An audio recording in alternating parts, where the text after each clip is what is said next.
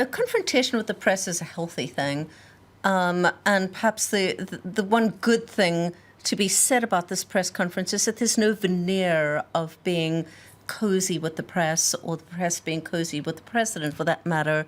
The gloves are really off where they ought to be, actually. Are the gloves really off? Because this is a man who's been in the entertainment business, and the mix of congeniality, this kind of calling you out. That's true, but I don't recall any time where there was such a kind of open antagonism towards the press of anybody. President Bush, George W. Bush, who had a very hard time with the press, nonetheless was regarded by the press as being kind of a nice guy. And this is something completely different. And I think what's most scary to people is not that perhaps you don't believe what he believes. That is par for the course in any kind of democracy. I think what's very scary to people is the sort of the tendency towards chaos and the tendency towards the completely unpredictable. And that, I think, leaves people feeling, a lot of people feeling very uneasy about things that could go wrong. Is the chaos stage managed, or is the chaos just chaos, Aaron? I think it's just been chaos. Really? We've seen it on the So you have a literal reading, like Vivian, of what happened at the Yes, we've seen it on the campaign trail, and now we're seeing it here.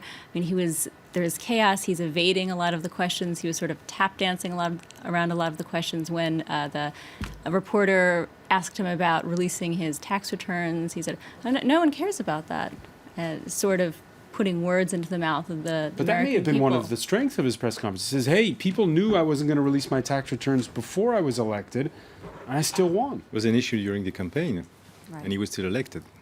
Another thing I noticed is it seems like there might be cracks in the cozy relationship with Russia. This was the first time that I've seen him denounce, maybe not in very strong terms, but say, okay, Russia did the hacking. Then he sort of meandered onto something else, but he did say that Russia was behind it, and Putin was wrong to do that.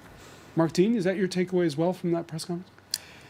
Well, let's go back to the chaos. I think that the chaos is deliberate, and it's to be distracting, and the attacks on the press are to to decredibilize the press, to decredibilize CNN, so that so that the people who support Trump go, yeah, those guys will never support us anyway, on Russia is a separate issue, and it's good that it's getting a lot of attention.